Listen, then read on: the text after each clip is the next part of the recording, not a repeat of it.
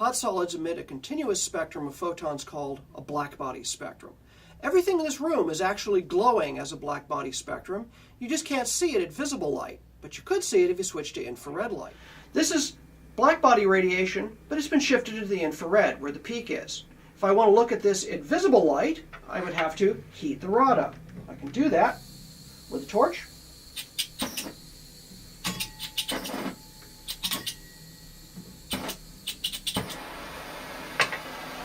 I can use this torch, and I can start heating the tip of the rod.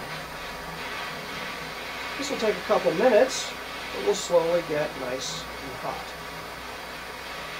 So the metal here should be getting warmer and warmer. We don't see anything in visible light, but in the thermal infrared, it's already started lighting up. Now we'll start seeing a little cherry red glow begin on the rod.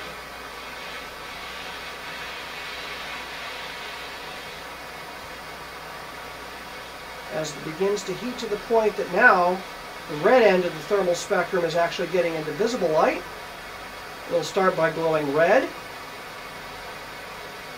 pretty soon it will get hot enough to glow in orange. The yellow you see is just some gases and gunk blowing off the rod. And pretty soon it's glowing a really bright, cheery orange. In the thermal infrared, it's probably lighting the entire room up at this point. If I take away the source of heat, it'll start to slowly fade out. We see it going from orange to deeper and deeper red, and as it fades very rapidly as the temperature to the fourth power. Pretty soon, it's barely going to be visible at all. We can just barely see it, even in this room light. But that's in visible light. In infrared, it's probably still glowing like mad. Now we wait a little bit longer. And at this point, unless your eyes are really sharp, I can just see the red glow. It's probably barely visible on the camera, and now it's pretty much gone. If you didn't know that this was too hot to handle, you could reach out and burn yourself.